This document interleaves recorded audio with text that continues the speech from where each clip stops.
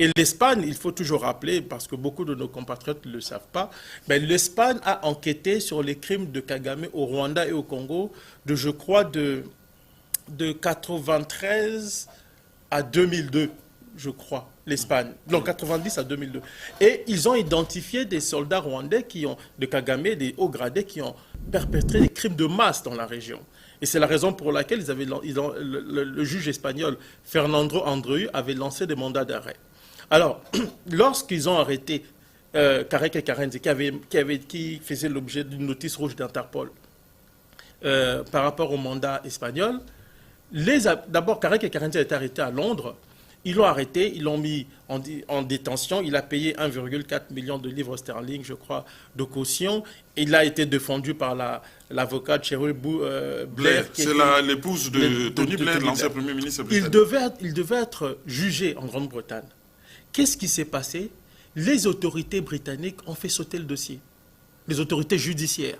Et moi, j'en ai discuté avec le procureur espagnol, qui m'a dit qu'il était choqué. C'est-à-dire qu'ils ont monté un dossier, on leur a dit que oui, on a arrêté Karek et Karenzi, vous devez venir le voir ici, envoyer les documents comme cela se fait d'habitude quand il y a une notice rouge d'Interpol pour une extradition.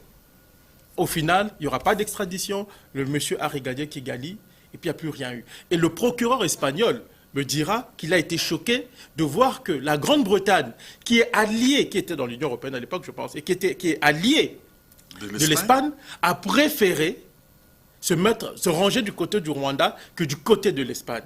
Un autre cas que je relève, c'est le cas d'un major américain qui a été arrêté par les douanes américaines. La même chose, lorsque les Espagnols ont appris qu'il avait été arrêté, le juge espagnol Fernando Andreu est entré en contact avec les Américains et tout d'un coup on nous a dit non, il n'est plus là. Et en fait, il n'a jamais été là, il a voyagé, il est rentré au Rwanda.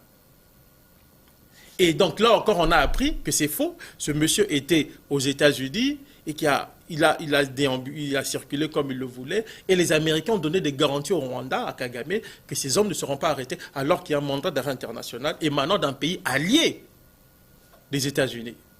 Donc ça vous donne une idée de ce qui se passe, de l'impunité qui a été assurée à ces gens-là. Il y a un autre cas que je traite dans le livre, d'un Canadien qui était témoin gênant des massacres à l'est du Congo, à l'époque où le Rwanda massacrait des gens à l'est du Congo. Ce Canadien d'origine belge avait tout vu.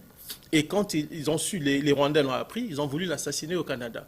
Et ce monsieur qui a travaillé pour la Croix-Rouge a tout fait pour que son cas soit traité par les responsables de la Croix-Rouge. Personne ne voulait s'occuper de son cas jusqu'à ce qu'il ait saisi la justice. Et à ce moment-là, les services de renseignement canadiens, les autorités canadiennes sont entrés en jeu et après ces ennuis ont été mis de côté. Donc ça vous donne une idée de l'impunité assurée aux criminels qui règnent aujourd'hui à Kigali. Donc quand on parle de soutien diplomatique, il s'agit d'un véritable soutien. Et les Américains, d'ailleurs, ont contacté les Espagnols pour leur demander de mettre de côté les mandats d'arrêt qui visaient les proches de Kagame.